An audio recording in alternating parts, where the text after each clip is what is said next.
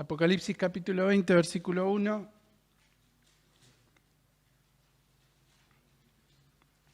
Dice: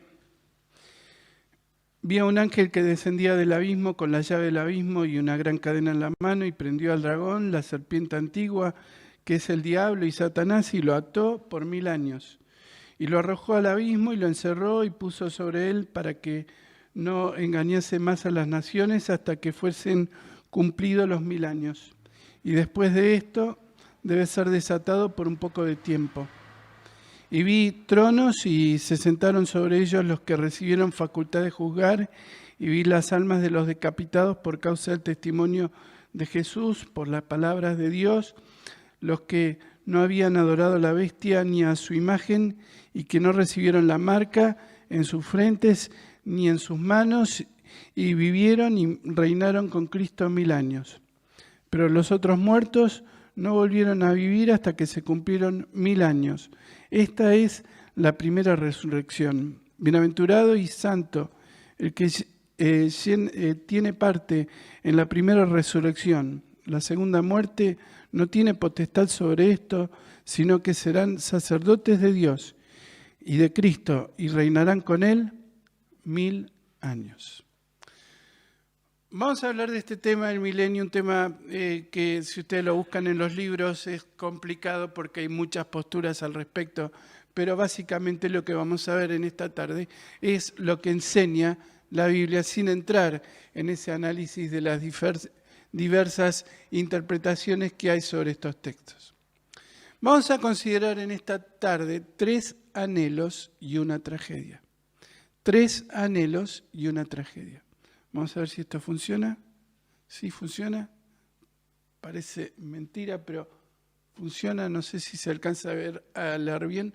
Pero vamos a considerar que el hombre a lo largo de la historia ha anhelado, ha sentido, ha deseado diversas cosas. Ha deseado un mundo mejor. Ha deseado un gobierno mejor. Y ustedes lo pueden apreciar en distintas novelas. Hay allí una escrita por Tomás Moro que se llama Utopía, en la cual plantea un mundo ideal, donde todos son buenos, donde todos gobiernan, donde todos están cómodos y pueden convivir en un mundo ideal. Hay otra, se llama Un horizonte lejano, en la cual se trata el tema precisamente de un gobierno ideal, un gobierno perfecto, un gobierno donde todo funciona, donde la gente vive feliz. Pero estos anhelos, estos deseos de los hombres realmente no han sido cumplidos. Lo que podemos percibir es precisamente lo contrario. Entonces, es importante que recordemos lo que este texto nos está señalando. ¿Por qué no logramos vivir en paz? ¿Se preguntaron alguna vez por qué no logramos vivir en paz? ¿Cuál es el inconveniente que impide que estos sueños utópicos se alcancen? ¿Cuál es el problema que imposibilita este desarrollo de la vida humana como uno desearía? Y bien, la Biblia nos va a decir que el gran problema del hombre es el pecado. Y el pecado no se puede solucionar a través de ninguna medida que se tome ni se adopte. No es posible tomar medidas que cambien esta situación. ¿Por qué? Porque es un problema espiritual. Y un problema espiritual solo lo puede resolver Dios. Entonces, tenemos anhelos, tenemos deseos, deseamos vivir bien, no lo logramos. ¿Pero por qué? Porque está allí el problema del pecado, un problema de índole espiritual. ¿Qué es lo que tenemos que analizar o considerar en esta noche? Vamos a pensar en 3 anhelos del hombre. Nos hallamos ante este problema. Un hombre encuentra que no puede arreglar el mundo. Protesta contra el gobierno. ¿Qué hace? Una revolución. Y esto lo hemos visto muchas veces. Protestan contra un gobierno determinado, hacen una revolución. ¿Y qué asume? Otro gobierno que va a generar problemas similares que el anterior. Las revoluciones, en definitiva, no resuelven nada. Vamos a ver entonces por qué esta enseñanza bíblica, la enseñanza acerca del milenio, es tan fundamental. Entonces, el anhelo por un gobierno justo. En las Escrituras vamos a hallar distintos textos que nos demuestran que hay un anhelo por un gobierno justo. Y todos imaginamos y deseamos un gobierno que tenga esas características. Ahora, nos hallamos con diversas declaraciones. Ya allí en el libro de Génesis nos encontramos contra una queja contra el gobierno. El pueblo de Israel había sido había ido a parar a Egipto, habían ido por una cuestión de que estaban pasando hambre. El problema es que se quedaron más tiempo de lo debido en Egipto y terminaron siendo esclavizados. Entonces hallamos allí en el libro de Éxodo donde se manifiesta este deseo del pueblo por la situación que estaba viviendo y por los problemas que tenían. Entonces dicen que era dura servidumbre la que estaban pasando y Dios toma en cuenta esa situación e interviene y establece una solución.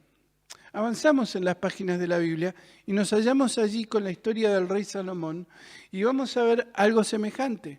Vamos a ver que de pronto Salomón, el mejor rey de Israel, el más sabio, de pronto tiene un problema que tenía muchos gastos y ¿qué hizo? Aumentó los impuestos. Y hubo dura servidumbre. Otra vez la palabra servidumbre.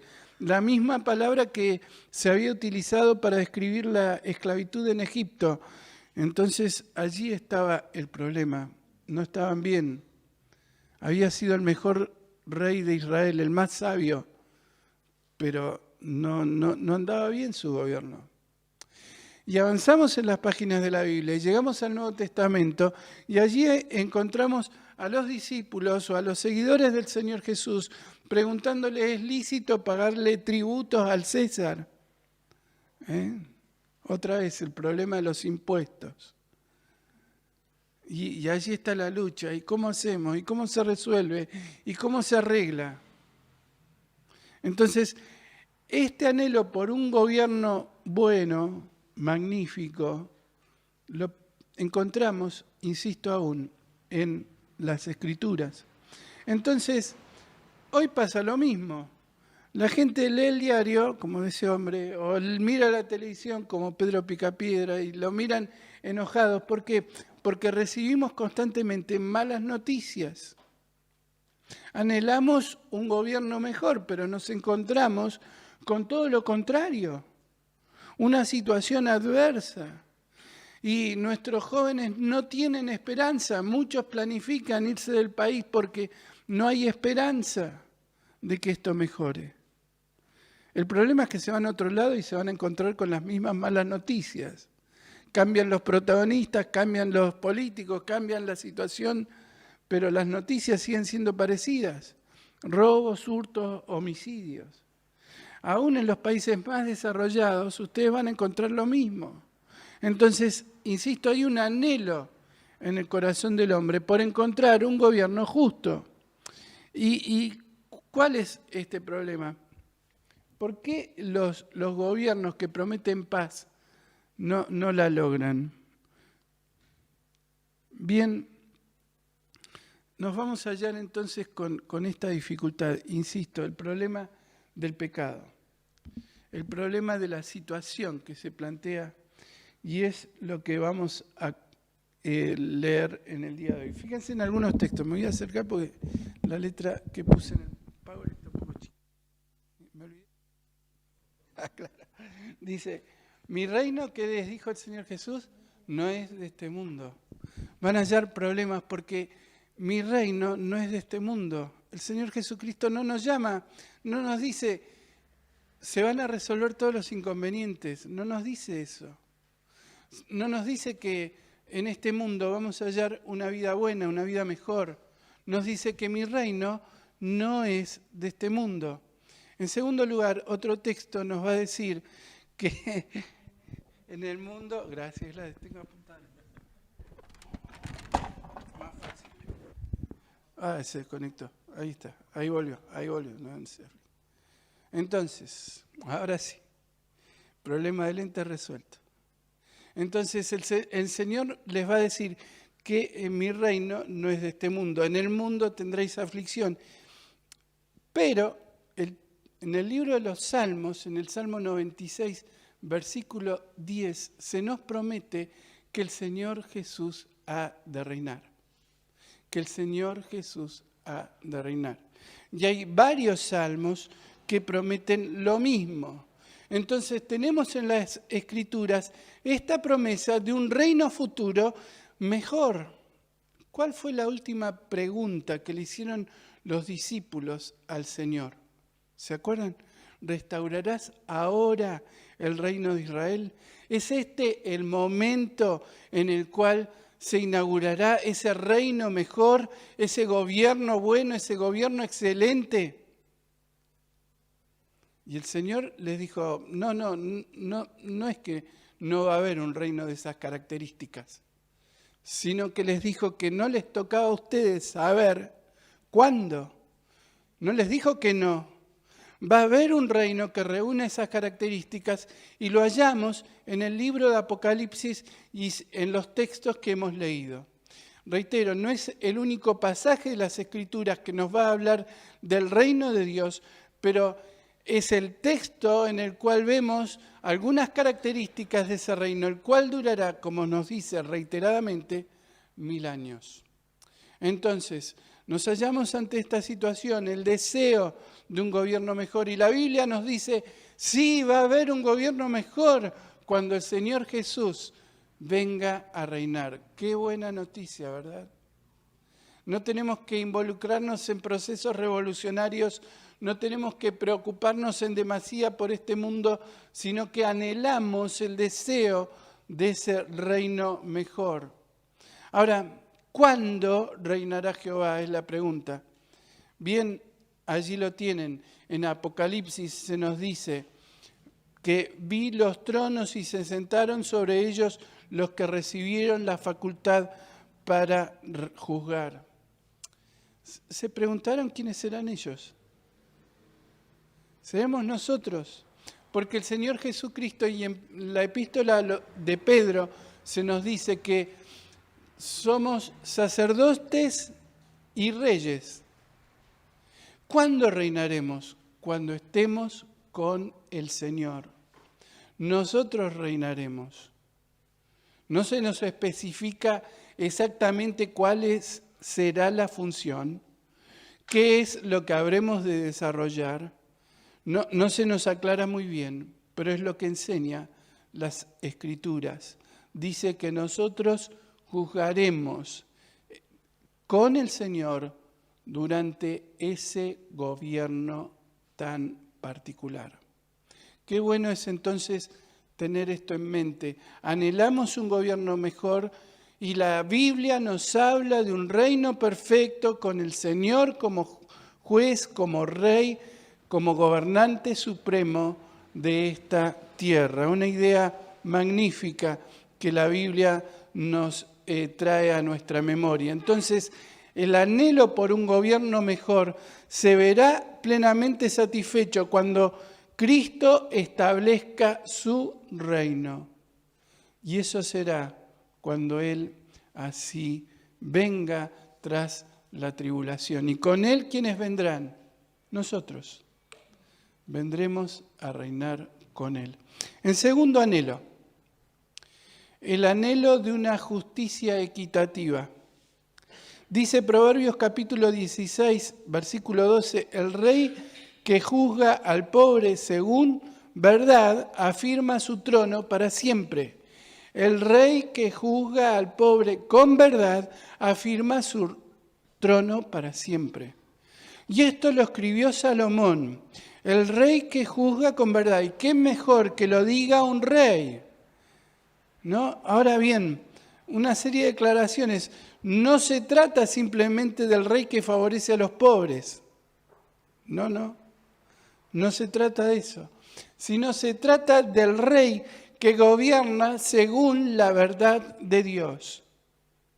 Entonces Salomón, como había sido rey, como era un hombre sabio, había llegado a la conclusión que la mejor manera de gobernar era siguiendo los principios y los estatutos de la palabra de Dios.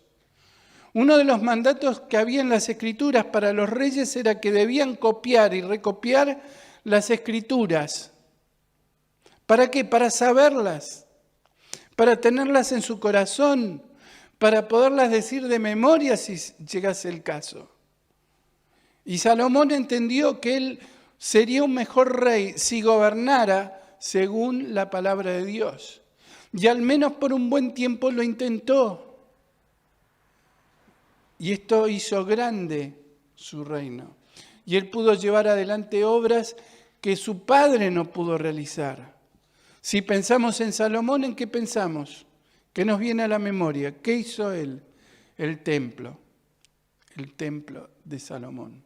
Claro, después construyó alguna que otra casita para él, pero mientras tanto, lo primero que hizo fue el templo. Qué magnífico, un rey orientado según la palabra de Dios. Ahora, pero aún Salomón, un rey que tenía este principio establecido y que lo puso en práctica, cometió errores. Entonces, ¿se imaginan? Él aumentó los impuestos, porque claro, había que darse ciertos lujos como un rey, y para pagar esos lujos había que cobrar impuestos, la misma historia de siempre, y termina mal su gobierno. Si el hombre más sabio de la tierra, que llegó a gobernar, cometió errores, ¿qué quedará para el resto, verdad? Entonces, recordemos la oración del Señor. ¿Cómo comienza? ¿Qué dice? ¿Qué pide? ¿Qué dice? Venga tu reino. Hágase tu voluntad, así como en el cielo, aquí también en la tierra. Entonces, dos pedidos. Venga tu reino. Y el segundo, hágase tu voluntad, como en el cielo, así también en la tierra. La oración rogando por la venida del reino es la primera que vamos a destacar, la frase que vamos a destacar. Venga tu reino debe ser la oración de la iglesia, porque anhelamos ese reino perfecto que un día vendrá a poner el orden perfecto de Dios a esta tierra. Entonces, ¿por qué debemos orar de esta manera? Y bien, oramos así porque Jeremías nos dice que Él será un rey justo, que Él será un rey justo y será dichoso y hará juicio y justicia en la tierra. Habrá alegría porque habrá una justicia perfecta, no habrá malas noticias, no estaremos pensando en gobernantes corruptos, sino que Él hará justicia. Venga tu reino. ¿Por qué? Porque será el único reino perfecto. De modo que nosotros debemos orar por ese reino, porque pronto venga ese reino, para que el Señor establezca ese reino. Porque será el mejor reino que podamos disfrutar. Entonces, ¿oramos así? Es la pregunta. ¿Oramos pidiendo que venga tu reino? Si no lo hacemos, estamos en desobediencia al Señor. El anhelo de la iglesia debe ser que ese reino sea establecido. Debemos orar para que venga el reino de Dios. Porque si viene el reino de Dios, es que viene el Señor. ¿Hay alguna mejor noticia que podamos compartir el hecho de que el Señor venga a esta tierra? No. Entonces, debemos orar pidiendo que venga el reino. Mientras tanto, ¿qué hay que hacer? Lo que decíamos hoy, ¿no? Hay que predicar. Ahora, para que estas cosas ocurran, para que venga el reino, Hay 3 cosas que tienen que cambiar de lugar. 3 cosas que tienen que cambiar de lugar. La primera que tiene que cambiar de lugar es Cristo. ¿Por qué? Bien. ¿Dónde está Cristo ahora? En el cielo. El Señor está en el cielo. Justamente cuando lo vieron ascender, los ángeles le dijeron que así como lo vieron subir, así mismo vendría. Entonces, ¿dónde está el Señor? En el cielo. Mora en nuestros corazones y está en nuestro medio porque Él lo prometió, pero su lugar es el cielo. ¿Y dónde tiene que estar según este pasaje? En la tierra, en su trono. Entonces, Cristo tiene que cambiar de lugar. Por eso cuando oramos pidiendo, venga tu reino, ¿qué estamos pidiendo? Que Cristo venga. ¿No es magnífico? Otra cosa que tiene que cambiar de lugar, Satanás.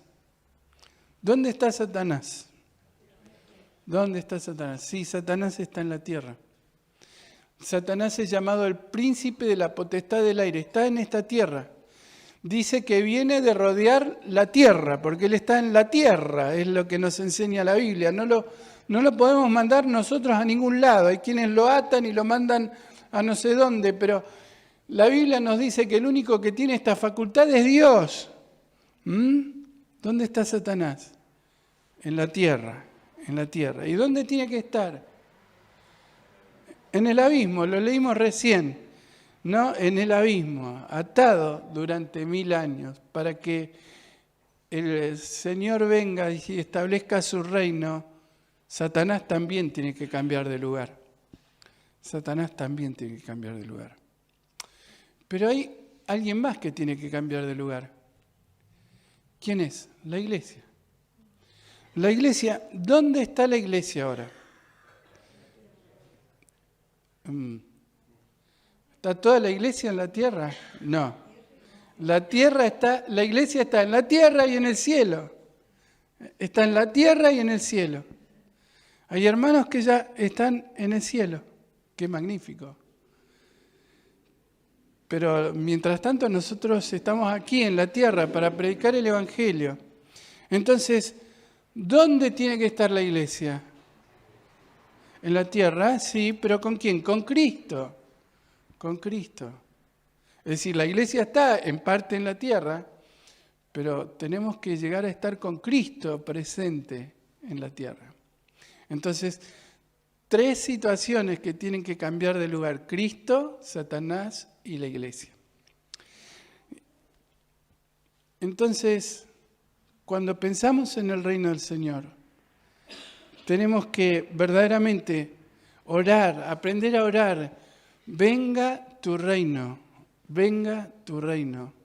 Que es magnífico es que orientemos nuestras oraciones a este pedido. Venga tu reino. Oremos pidiendo por la venida del Señor Jesucristo. La Biblia termina diciendo, Señor Jesús, ven pronto. Venga tu reino, vení pronto. Tercer anhelo. Todos deseamos un mundo mejor. ¿Quién no desearía de nosotros un mundo mejor? El problema es cómo alcanzar ese mundo mejor. Y van a ver ustedes distintas posibilidades, distintas promesas, distintas acciones. Por ejemplo, hay quienes creen que el cambio por un mundo mejor vendrá a través de la militancia política. Militan, logran que cambie un gobierno y cuando viene el otro es igual que el anterior. No pasa por allí, porque insistimos, el problema del hombre no es político. Empieza también con P, pero no es político, es el pecado. Entonces, si no atendemos el problema del pecado, nunca va a haber un gobierno que pueda resolver ese problema. En segundo lugar, si cuidamos el planeta, todo va a mejorar, ¿no? Hasta el oso está contento que saluda. Si cuidamos el planeta, todo va a mejorar. Pero cuando escuchamos hablar de la ecología, nos llevamos la sorpresa de que quienes cuidan el planeta lo cuidan tanto que descuidan a los hombres. Y hay ecologistas que creen que la única solución para el planeta es la aniquilación de la raza humana completa. Locura total. Locura total. Todos deseamos un mundo mejor, pero ¿cómo vendrá? No vendrá por acción humana alguna. No vendrá por acción humana alguna. ¿Qué decía el texto? Es Dios quien interviene en la historia y pone un alto y un freno total a lo que estaba pasando allí, que es la gran tribulación. Y Dios para todo en el momento justo y desciende a gobernar esta tierra. Entonces todos deseamos un mundo mejor, pero los cambios serán provocados por Dios. ¿Qué cambios provocará Dios? En primer lugar, habrá cambios en la naturaleza. Allí en el capítulo 11 del libro de Isaías se describen cambios en la naturaleza de los animales, de modo tal que un león podrá habitar con un cordero. Ustedes vieron lo que es un león, ¿no? Yo tengo un león en miniatura, es un gato. Pero son animalitos, Aide también tiene uno, son animalitos que están preparados para matar. El león está para piezas más grandes, desde ya que un gato, pero tienen armas para matar. Sin embargo, esa naturaleza, que también fue parte de la creación de Dios, será cambiada de modo tal que ese instinto y esas armas que el león tiene para matar, las cambiará Dios. Habrá un cambio en la naturaleza de los animales. Pero también habrá cambios en la conducta humana. Dice el libro de Isaías, capítulo 2, que se cambiarán las rejas de arado, las armas y se transformarán en rejas de arado. Qué magnífico es pensar que de pronto pueda haber un verdadero desarme. Mire que se ha intentado, y se firmaron pactos de desarmes y se trataron miles de tratados para resolver los conflictos armados. ¿Y qué está pasando? Nada. Los gobiernos que tienen armas, ¿qué hacen? Las usan. Tarde o temprano las usan. Entonces, ¿qué tenemos que hacer con los soldados? Usarlos. Pero dice la Escritura que cuando el Señor venga a reinar, las armas serán transformadas en arados. Entonces, habrá un cambio en la conducta del hombre. Dios no permitirá que se vuelvan a utilizar las armas. ¿No es una promesa magnífica? Por eso, insisto, tenemos que orar pidiendo, venga tu reino, porque cuando termine la guerra en Ucrania, va a haber otra. Porque la Biblia lo advierte, el Señor Jesús lo advirtió, habrá guerras y rumores de guerra. ¿Hasta cuándo? Hasta cuando Él venga. Entonces habrá un cambio en la naturaleza del hombre. Y habrá cambios en el gobierno. ¿Por qué? Dice, Jehová reinará sobre ellos en el monte de Sión, desde ahora y para siempre. Malaquías capítulo 4, versículo 7. ¿Cuándo se cumplió esa profecía de Malaquías? No se cumplió. Por eso los discípulos le preguntaron al Señor, ¿restaurarás ahora el reino de Israel? ¿Por qué? Porque estaban pensando en estas profecías, la del libro de Malaquías y otras tantas, que describían un reino perfecto del Señor. Entonces, los discípulos pensaban en ello. ¿Cuándo se cumplirá esto? Y la Biblia, más adelante, en la medida que se desarrolla el plan de la revelación bíblica, llega al final y nos dice ¿cuándo? Durante el reinado milenial. Así hay otros textos en Romanos capítulo 2 donde se nos habla de este reinado del Señor. Dime o pídeme y te daré por herencia las naciones. Y Dios le dará al Señor Jesucristo por herencia las naciones. Aquel que fue rechazado será el gobernante esperado de la sociedad. Entonces habrá un cambio radical. ¿Por qué? Porque gobernará Dios. Venga tu reino.